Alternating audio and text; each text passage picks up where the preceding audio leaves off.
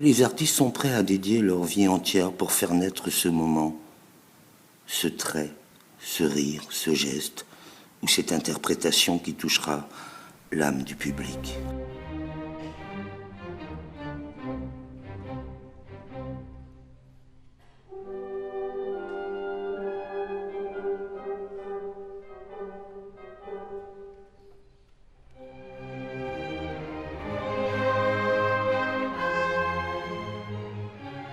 La question de l'œuvre dans le quotidien s'attache à une notion importante dans la façon de concevoir à l'agence, c'est la question du récit urbain.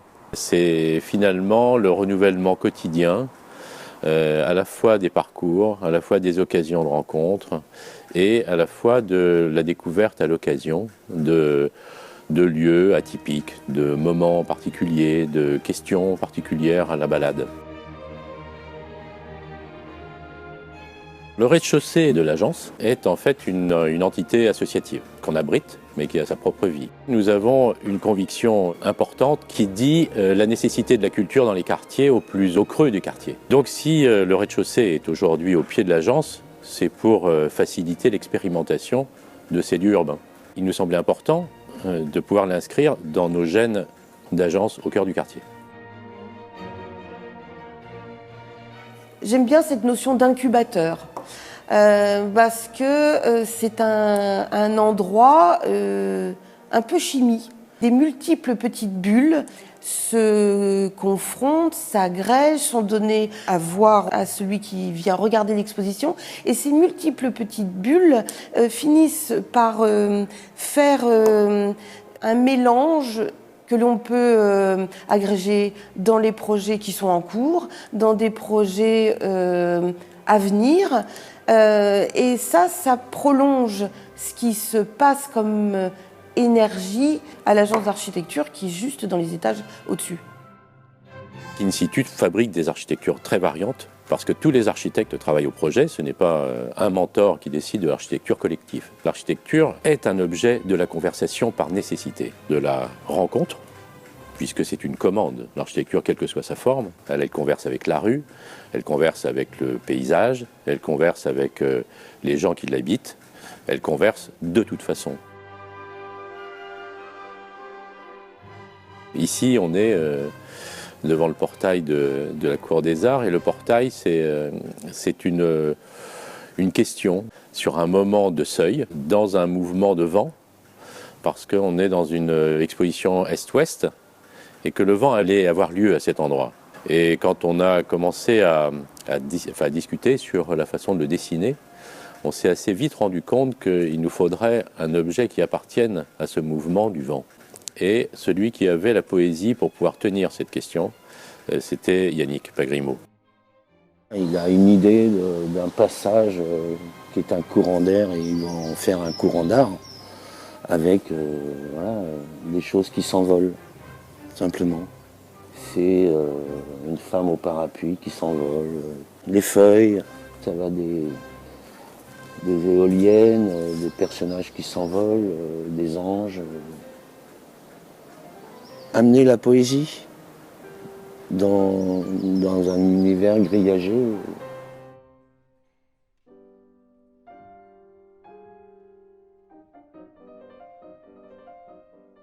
À Confluent, la question a été différente parce que le maître d'ouvrage a décidé à un moment d'investir sur la dimension artistique. Ici, on a réussi à la glisser dans la conception. Cette demande particulière de la maîtrise d'ouvrage nous a fait évidemment raisonner assez vite vers les artistes familiers de notre inspiration sur ce bâtiment. Ce qui nous a permis d'inviter des œuvres que l'on savait de familiarité. Et on a fait d'ailleurs dans la production un choix très particulier des œuvres de juste positionnement dans cette affaire. La proposition de départ, elle est assez simple. Le bâtiment était pratiquement terminé quand ils m'ont appelé en me disant que l'opérateur était convaincu qu'il fallait une intervention artistique. En me racontant un peu quel était l'esprit aussi de l'ensemble de l'opération, par rapport à des questions aussi de gamme de couleurs, en lien avec l'esprit de l'environnement. Et j'ai proposé ça, qui sont des pièces qui sont un petit peu anciennes, qui datent de 2009, On a travaillé à les installer, à les mettre en scène. Elles sont très exactement à l'endroit où tout le monde passe, c'est-à-dire entre la porte et l'ascenseur. C'est-à-dire qu'elles ne sont pas en dehors des usages. Il faut bien imaginer que ces 3 pièces-là, elles ont été très attentivement choisies et dépouillées de tout ce qui pouvait gêner l'œil, et je les trouve toujours aussi pures.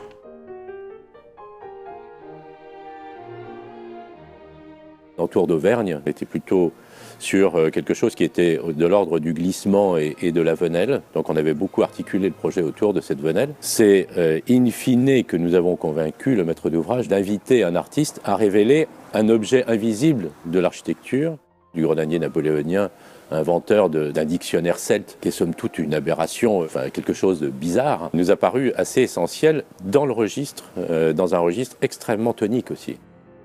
Au niveau de la Tour d'Auvergne, c'est un personnage qui a une très belle carrière militaire et en cours de route, c'est devenu un des grands auteurs de Bretagne, breton. On est relativement dans la fresque chronologique, quoi. Voilà, on a essayé de donner un rythme comme ça, ces premières années militaires qu'on peut voir par là. Et puis ensuite, voilà, cette espèce de traversée du dessert, la rencontre de la littérature, plus le côté écrivain du personnage.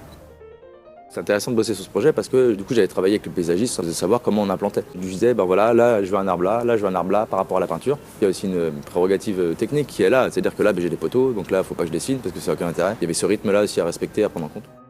C'est quand même des super projets de travailler avec les architectes parce qu'on se retrouve avec des moyens, avec des grands supports, des murs neufs qui sont réfléchis et intégrés dans un projet architectural, réfléchi pour la ville, réfléchi pour les gens, et puis avec une vision aussi pérenne de la chose, quoi. C'est-à-dire que voilà, l'œuvre, on sait qu'elle est intégrée dans un projet et qu'elle est là pour durer quelques années, quoi. Je voulais aussi que ça ait un côté un peu motif aussi par rapport aux gens qui vont vivre là.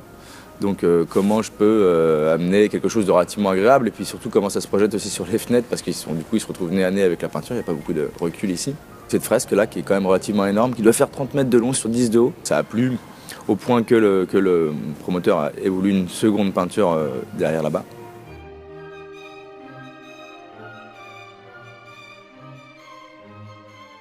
Dans le cadre du Grand Carquois, on a gagné un prix technique sur la performance énergétique. Et comme le bâtiment était déjà en chantier, on a proposé non pas de modifier le projet pour qu'il soit plus performant techniquement, mais on était persuadé qu'en apportant une dimension plus pédagogique au projet, voire même plus artistique, qu'on allait gagner plus d'énergie et plus de calories. Donc en fait la Luna est arrivée, ils ont créé toute une œuvre de cabanes en bambou et en tissu dans le jardin qui a accompagné l'emménagement des habitants. C'est un bâtiment neuf, c'est un peu particulier, tout le monde emménage en même temps dans un bâtiment qui est vide. Et donc il faut recréer l'histoire, il faut passer l'histoire. Ils ont fait tout un travail de cartographie des lieux avec les habitants et notamment une crémaillère, on a tous mangé ensemble, on a expliqué le projet et la démarche, ce qui a pu permettre la création de petits jardins potagers et d'une grande cabane en bambou. Et les habitants se sont vraiment saisis des lieux puisqu'ils ont recréé juste à côté du site toute une série de jardins partagés, vraiment à une échelle vraiment plus grande. Ils ont sollicité la ville. Pour moi, c'était très important aussi de transmettre aux habitants toute l'historique du projet qui a été foisonnante sur le rapport à cet environnement naturel de la vallée du Sens qui est très particulier, le bâtiment qui du coup porte une architecture particulière. Et donc sur le bâtiment qui est le bâtiment d'accueil sur lequel on retrouve une sorte de fresque un peu dessinée qui va se retourner et qui en fait fait face à l'école. Qui raconte en gros le processus à la fois de conception du projet, mais aussi le processus de construction du projet, puisqu'on voit le bâtiment qui se construit au fur et à mesure, et en même temps, il y a une sorte de mythe un peu, puisqu'on voit en fait l'arrivée des habitants qui viennent capter le soleil de manière uniquement physique, quoi, qui pompent le soleil comme ça. Et au bout d'un moment, le soleil en a un peu marre, quoi, d'être vu uniquement de manière physique et technique. Et les éléments se déchaînent, une sorte de tempête, le sens déborde et vient inonder le bâtiment. Et en fait arrivent des sortes de saltimbanques. Et en fait, ces sortes de saltimbanques viennent sauver un peu les habitants de leur rapport trop technique à l'environnement et se recrée une sorte d'apaisement un peu magique vis-à-vis du territoire.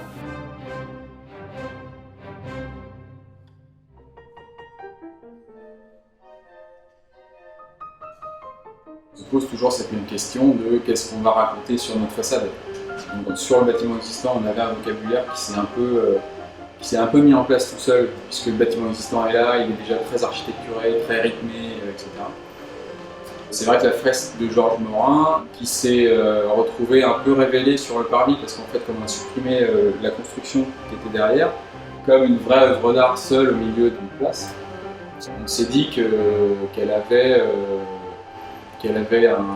un langage qui était assez plaisant et qui assez facilement pouvait nous faire un lien entre cette œuvre d'art et des formes graphiques qu'on pourrait retrouver dans notre projet. On est sur une fac de lettres, ça nous semblait aussi assez intéressant de s'inspirer d'une œuvre d'art et qu'elle soit à l'origine d'un certain nombre d'éléments constitutifs de l'ensemble.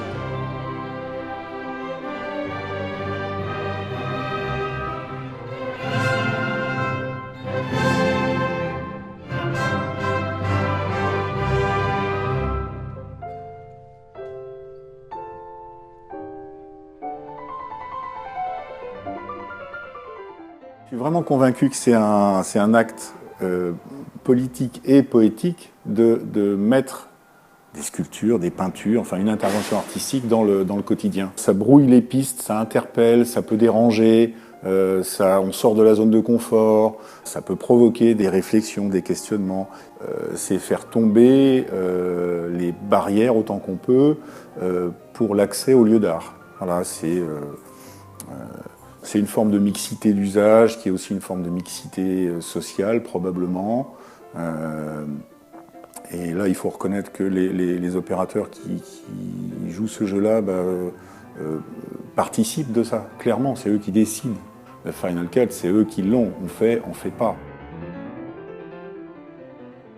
Nous avons une mission de service public. Et cet attachement public nous oblige, c'est un point de vue, nous oblige à aller chercher, selon cette diversité insensée des publics, ce qui va les faire appartenir à finalement une inspiration commune. C'est les gens qui m'intéressent, où ils habitent, où ils sont, et le vivre ensemble, quoi. C'est vraiment de l'espace public, comment on se le réapproprie, des espaces qui appartiennent à tout le monde en fait. Peu importe la couche sociale, quoi. On est là, on n'a rien de peindre dans la rue. Du coup, on est amené à rencontrer les gens aussi. On rencontre les gens quand on peint, et on se fait interpeller en bien ou en mal, mais en général en bien. On partage une sensibilité sur le matériau. Voilà, c'est un truc très, très tactile. Ça commence comme ça. On voudrait bien y aller, mais on n'ose pas parce que le rapport à l'œuvre d'art est tellement respectueux ou à distance, puisqu'on a été éduqué comme ça, qu'on ne touche pas.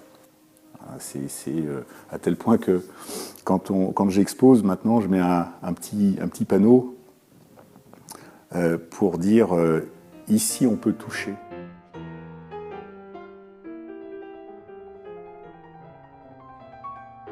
C'est vous qui les avez fait? Oui. Ah, ils sont super, moi j'adore.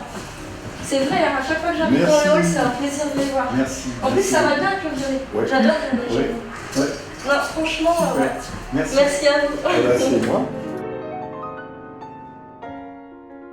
J'ai appris que quand il y avait des anniversaires avec des enfants dans l'immeuble, commençait à s'installer une petite habitude, une petite tradition qui était de venir faire la photo d'anniversaire devant les sculptures. Et alors là, je n'avais jamais pensé à quelque chose comme ça. Et ça me fait un plaisir fou. Il y a tout un portail en sculpture, ferraille, inclusion d'objets. Bon, c'est un portail, je dirais, télévision. Les instituteurs de l'école privée qui étaient juste en face nous ont dit c'est extraordinaire cet endroit parce que quand les parents emmènent leurs enfants à l'école le matin ou repartent le soir, ils s'arrêtent devant le portail et ils racontent des histoires. Les instituts nous disaient qu'ils les entendaient parler dans la cour de récréation, du soleil, de l'alligator qui était au pied du portail. Rien que pour ça, l'artiste et l'architecture, c'est réussi, c'est notre credo.